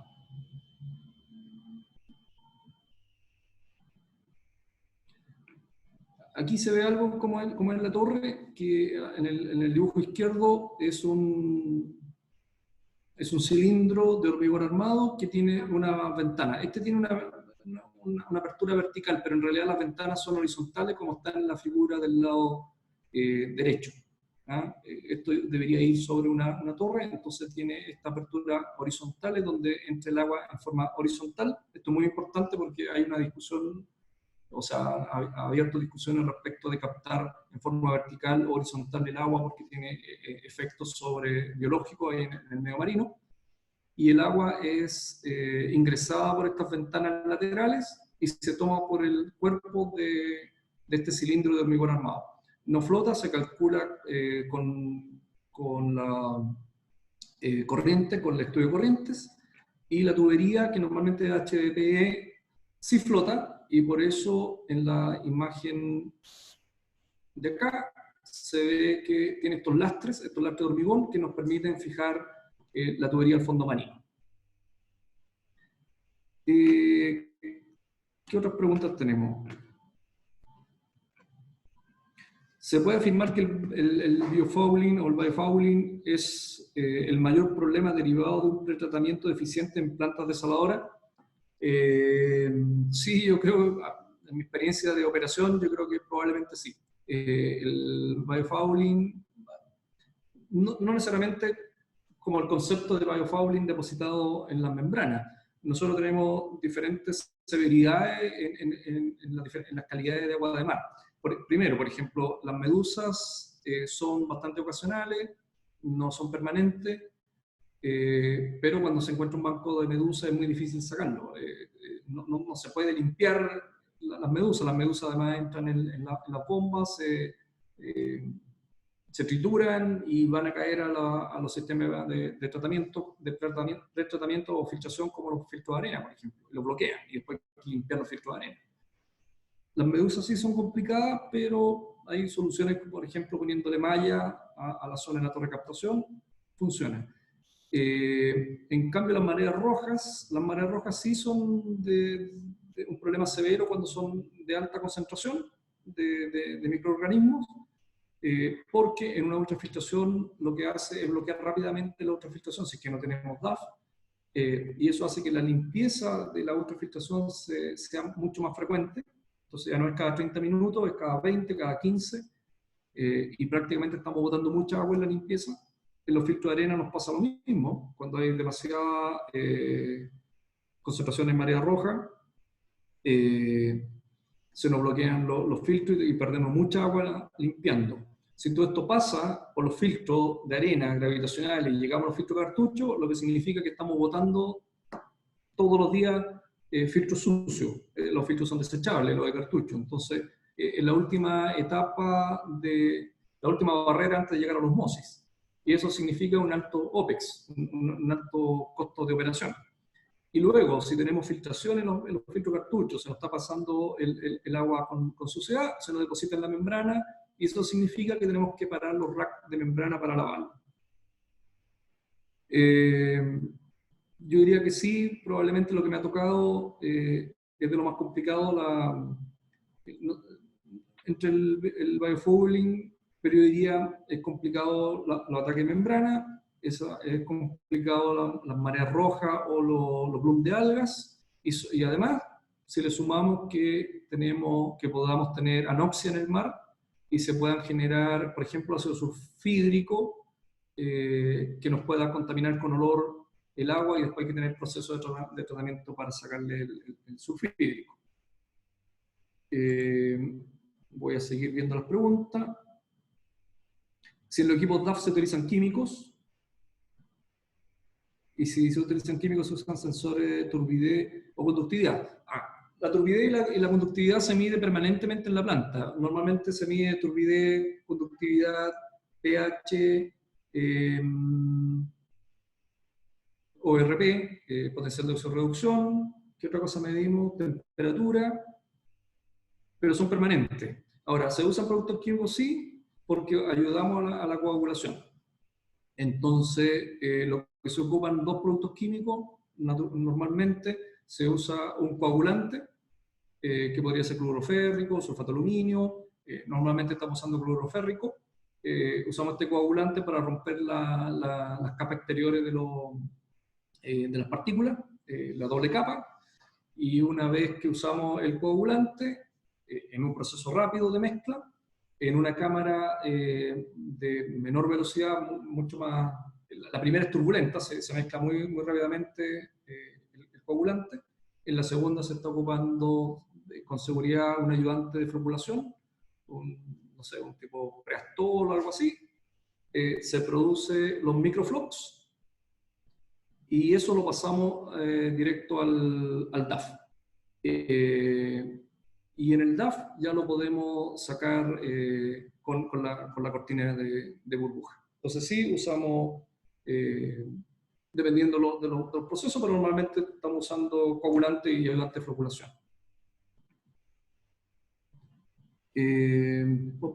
Una consulta. ¿Qué tasa de filtración recomendamos para los filtros multimedia? Voy a usar el comodín de WhatsApp para que me ayude algún ingeniero de proceso que está atento. No sé si Francisco Joxan me ayuda. Y para el DAF también. Después tenemos... La voy a responder cuando me ayuden aquí Francisco con Joxan. Francisco me respondió, me dice 15 para los filtros multimedia, 35-45 para el DAF. Después la pregunta de Carlos. La V, la pregunta de Carlos. ¿Lo V para sustituir el control de biofouling o para decoloración? Es buena pregunta, no lo he visto usar, pero nosotros tenemos dos condiciones, yo creo. Y yo creo que aquí algo que hemos visto cuando las tomas son muy superficiales, nosotros la carga orgánica es excesiva. Y en esa carga orgánica excesiva lo que estamos haciendo es ocupando mucho producto químico, metiéndonos mucho o con mucha redundancia en la ultrafiltración. ¿Por qué? Porque en la medida que la ultrafiltración requiere una limpieza más continua, un retrolavado mucho más continuo, significa que lo que dejamos de filtrar por ese módulo o por ese rack de ultrafiltración, lo tenemos que compensar con un rack adicional de ultrafiltración. Entonces, cuando se calculan los racks de ultrafiltración, si calculamos 10 operativos, tenemos que agregar 2 o 3, que son uno para limpieza, otro para el backwash, y hacer una simulación ahí a ver cómo coincide. Si el periodo de limpieza, en vez de ser de cada 40 o 45 minutos, son de 20 o 25 minutos, se nos multiplican la cantidad de rack de limpieza. Perdón, de rack para limpieza.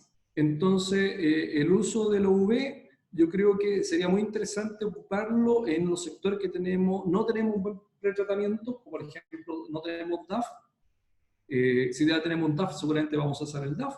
Pero yo creo que la UV podría ser bastante útil cuando el sistema de pretratamiento no nos está funcionando muy bien. Y ahí sí poder hacer un filtrado con lámpara de UV antes de llegar al pretratamiento tradicional que ya tenemos. Ahora, normalmente si tenemos el DAF, podríamos probar con UV más DAF, pero el DAF debería sacar la carga orgánica, podría ser DAF, UV, RO. ¿Cuál es el criterio técnico para la selección del equipo recuperador de energía? Es una buena pregunta. Primero, el equipo recuperador de energía depende. Si estamos usando agua de mar y tenemos alta presión y no vamos a usar la presión de la salmuera para otro proceso, por ejemplo, para una segunda etapa de filtros de osmosis, tenemos que recuperar esa energía. Ahora, si estamos, por ejemplo, en plantas de agua salobre, no tenemos suficiente energía para poder hacer un intercambiador de presión, una cámara isobárica, un ERI o un Dewar, porque no lo vamos a pagar. O sea, con el ahorro de energía no vamos a pagar ¿cómo se llama? El Dewar, el ERI, pero sí vamos a usar un turbocharger. Entonces, yo diría como fórmula, es decir, ¿qué energía disponible tenemos en la salmuera o en el rechazo? Normalmente para agua salobre no nos da para hacer un diseño con un ERI o un Dewar, que sería la cámara de intercambiador de presión. Seguramente vamos a ir a un turbocargador. No vamos a usar turbina Pelton. Yo no he visto diseño en los últimos años con turbina Pelton. Entonces ahí hay un criterio. ¿Qué energía tenemos? Y podríamos usar un turbocargador, un turbocharger, o podríamos usar un intercambiador de presión. Y luego, en los intercambiadores de presión, prácticamente están igualados en la recuperación de energía. Y allí ya vienen otras evaluaciones que tiene que ver con la facilidad de repuesto, tiene que ver con, por ejemplo, si tenemos o no tenemos, podríamos tener o no problemas de vibraciones con uno o con otro. Por ejemplo, los ERI, uno tiene mayor cantidad de dispositivos para producir una cierta cantidad de agua. O sea, en un rack podría tener 14 ERIs, 14 dispositivos de intercambiador de presión. En cambio, con Dewar probablemente voy a tener 4 tubos, o sea, 2 pares de tubos. Entonces, si me falla un tubo, castigo el 50% del rack. En cambio, si me falla un dispositivo de ERI, de los 12 me quedan 11 y pueden trabajar con sobrecarga, tal vez con 10 pueden trabajar con sobrecarga y me permite cambiar uno u otro. Entonces, el criterio de ella sería a igualdad de recuperación de energía. El criterio va a ser por costo y por mantenimiento y disponibilidad. ¿Desde qué caudales de tratamiento se recomienda instalar un recuperador de energía? Los recuperadores de energía se instalan en cualquier capacidad de tratamiento, digamos, no sé, tenemos plantas de 4 o 5 litros por segundo, por ejemplo, con intercambiador de presión. Si son más pequeñas, podríamos usar turbocargador. Yo creo que la evaluación es meramente económica, y es decir, cuánto me cuesta instalar el recuperador de energía versus cuánto voy a recuperar de la energía. Pero, por ejemplo, en agua de mar, de 5 litros para arriba, con facilidad le podemos poner un intercambiador de presión. De hecho, me soplan también que a partir de los 10 litros por segundo, ya la evaluación es rentable para poner un intercambiador grande tipo ERI o tipo Dewar. José, a tu juicio. Esta es una buena pregunta. Voy a tratar de no hacerla comercial. La pregunta de José Romero. ¿A tu juicio crees que hoy los ERI tienen competencia en el mercado? Buena pregunta. Trataré de no hacerla tan comercial, pero está difícil la competencia de ERI, porque yo lo decía recién, o sea, tenemos facilidades pro y contra. Primero, la competencia de ERI como Dewar, por ejemplo, está muy igualado en la recuperación de energía. Sin embargo, como decía recién, si yo quiero, a lo mejor en un rack, voy a diseñar con ERI, voy a poner 14 equipos. Pero por otro lado voy a poner 2 pares de Dewar. Entonces, en la evaluación de riesgo, ahí yo voy a decir, bueno, si me falla un Dewar, se me muere la mitad del rack de osmosis, pero en cambio yo puedo fallar 1, 2, 3 ERI y a lo mejor con sobrecarga los otros ERI van a poder recuperar energía, o voy a tener tiempo para hacer un recambio. Yo creo que todavía hay espacio para la competencia, pero en la evaluación de riesgo, yo creo que está difícil tener una buena competencia para ERI. O sea, a la pregunta, José, yo creo que hay competencia, pero está difícil. No sé cuánto tiempo me queda, Ragil, pero voy a tratar de contestar un par más, creo. Vida media de la membrana, costo de reposición, porcentaje de OPEX. A ver, vida media de la membrana depende si tenemos una ultrafiltración o tenemos filtro de arena con filtro cartucho, o si nuestro pretratamiento es más intenso o menos intenso. Si tenemos un buen pretratamiento, probablemente la membrana nos pueden durar 7 años, 8 años. Probablemente entre el año 1 y 2 vamos a cambiar alguna membrana, no vamos a tener un plan muy intensivo de recambio. Si estamos dosificando, por ejemplo, con un DAF y estamos dosificando cloro férrico, tenemos que ver que no se nos vaya el fierro a depositar en la membrana, porque vamos a tener que cambiar membrana, pero la membrana deberíamos estar sobre los 5 años si tenemos un buen pretratamiento. Si tenemos un mal pretratamiento, la vida media de la membrana se nos reduce bastante. Hemos visto plantas, no sé, con 3 o 4 años de vida útil de la membrana, y normalmente viene con cuál va a ser la estrategia de recambio. O sea, si yo quiero hacer un mantenimiento y tengo un buen pretratamiento, probablemente vaya a cambiar a partir del segundo o tercer año una membrana al año, es un séptimo del tubo. y voy a hacer una rotación de la primera membrana, saco la primera, pongo la segunda en la primera posición, la tercera en la segunda, así sucesivamente, y la membrana nueva la pongo al final. Si necesitamos más agua y tenemos problemas de tratamiento y tenemos ensuciamiento, lo que podemos hacer es rotar la membrana sin cambiarlas. Paso la primera a la última posición y la muevo toda una posición y maximizo el uso de esa membrana, pero lo que significa que después tengo que cambiar el paquete completo de membrana. Y lo otro es que tal vez como estrategia también, si queremos producir instantáneamente más agua, en vez de cambiar la primera, correr toda y meter la última, cambio la primera y segunda membrana y hago una mayor producción. ¿Qué porcentaje del OPEX en la membrana? No lo tengo a mano, pero una membrana, a ver, el 60% del OPEX debe ser energía, no sé, creo que un 60, un 20 podrá ser, a ver, 50 energía, un 20 o algo químico, el resto mantenimiento, y la membrana no tengo a mano como para calcular tampoco mentalmente. ¿Qué nos queda? Hay experiencia en la utilización de otros medios filtrantes en lugar de arena y antracita, como por ejemplo zeolita. En esta parte no soy muy experto, yo entiendo que sí. Además hay otros medios filtrantes, pero utilizados para agua salobre, cuando por ejemplo requerimos retirar fierro del agua. Normalmente lo que yo he visto en agua de mar, arena antracita, ver que la arena y la antracita sean inertes, que no tengamos contaminación de metales pesados, y es lo más sencillo. He visto otros, como decía, otros medios filtrantes, pero en agua salobre, donde sí tenemos algún componente que queremos sacar. Como decía, por ejemplo, cuando tenemos exceso de turbidez o exceso de hierro, por ejemplo. Respecto de los... de los TEPS para no dañar la osmosis, la RO. Buena pregunta. Esto nos va a afectar de todas maneras el pretratamiento. Vamos a tener problemas con los filtros de arena, vamos a tener problemas con la ultrafiltración.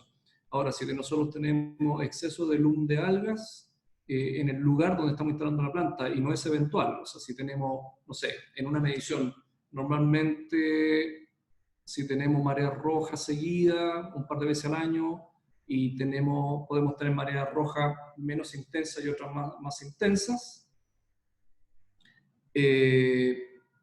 Si tuviéramos, no sé, hasta 2 o 3 millones de células por litro, probablemente vamos a pasar directo al pretratamiento, a la filtración, y un filtro de arena no va a servir. Si tenemos más de 3 o 4 millones de células por litro, o sea, 0,4 células por ml, o sea, 4.000 células por ml o más, y nosotros hemos visto mareas rojas llegando a 12.000 o 14.000 células por ml, lo que más probablemente para poder combatir los TEPS y el bloom de alga es poner un DAF.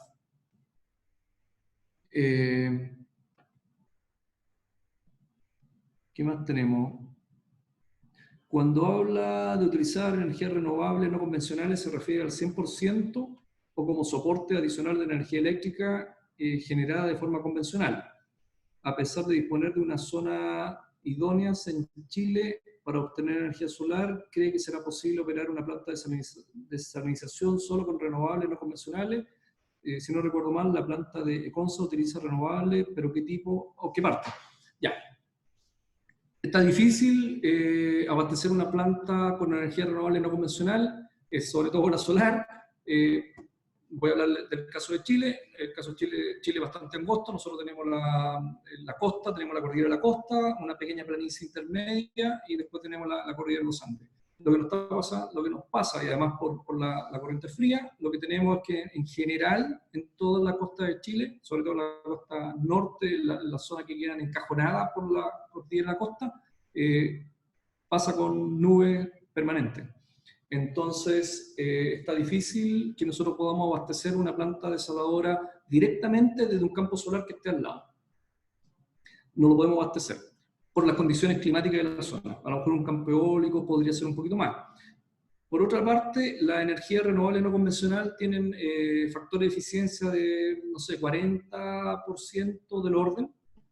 Entonces lo que vamos a tener es energía renovable no convencional durante el 40% del tiempo del día, que va a ser, no sé, entre las 10 de la mañana y las 4 o 5 de la tarde, ya sea con eólica o solar.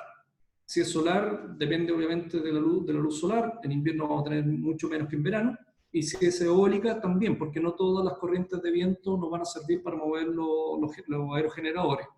Entonces, nuestra eficiencia va a estar, no sé, 35, 40 con suerte, 45 tal vez, produciendo horas del día produciendo energía. Por lo tanto, una planta desaladora, si es de uso continuo, no lo va a poder conectar 100% a la energía renovable. Segundo, o lo primero que decía anteriormente, vamos a estar en la costa, y en la costa normalmente no tenemos las mejores condiciones para producir, por ejemplo, energía solar, con energía solar y energía eléctrica. ¿Qué pasa con las plantas? ¿Cómo lo están haciendo hoy día? ¿Y cómo se hace en Chile? Normalmente, que en Chile está todo conectado en red y uno puede ir y contratar la energía renovable no convencional a un generador particular que tenga un campo solar o tenga un campo eólico, un geotérmico, marea motriz no hay, pero solar, eólico o geotérmico no sé si me falta alguno. Y uno hace lo que se llama un PPA, un acuerdo de compra de energía, y tú compras la energía. Y luego la línea de transmisión o la red lo que hace es poder conducir la energía que uno compra desde un campo solar a un campo eólico. Entonces, en definitiva, mientras no tengamos, o mientras no la industria eléctrica tenga madurado un sistema de almacenamiento de energía, va a ser difícil abastecer una planta. Hay algunos proyectos, un par de proyectos en Chile, que Valhalla podría ser, y otro que se está estudiando, que tiene un sistema que sí podría optar a un sistema de energía renovable permanente, que sería, por ejemplo, comprar energía durante el día, solar, eólica, que está muy barata como energía, elevar esta agua a un depósito de altura, a un tranque o a un embalse, y en la noche, cuando no tenemos energía renovable, esa agua que quedó almacenada a bajo costo, porque fue a energía renovable, poder conducirla por una tubería y generar energía con una turbina. O sacar agua presurizada en esa misma línea de conducción. Ese sería, yo creo, un camino, pero no hay alguna experiencia relevante.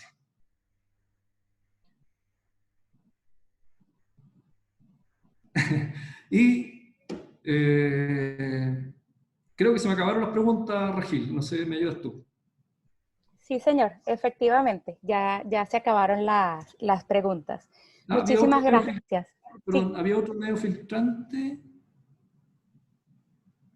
pero sí, pero medio filtrante dice se ha utilizado filtro de carbón activado como un segundo paso de filtración con medio filtrante.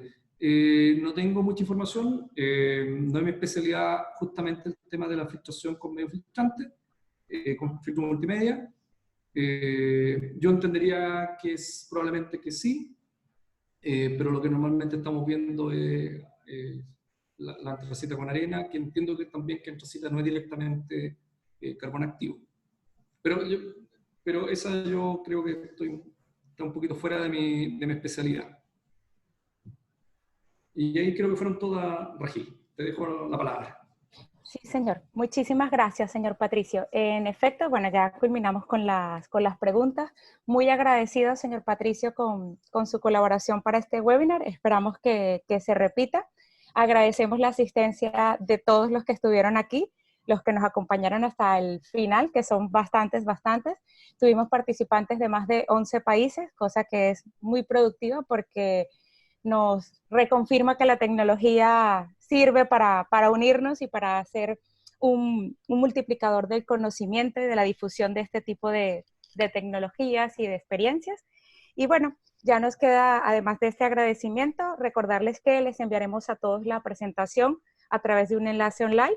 El enlace caduca en 7 días, así que deben descargarla y también le enviaremos el certificado de asistencia. Todas sus sugerencias, consideraciones, ideas son muy bien recibidas. Muchísimas gracias y que tengan una excelente tarde. Muchísimas gracias, señor Patricio. Listo, muchas gracias. Gracias a todos. Nos vemos. Hasta luego. Hasta luego.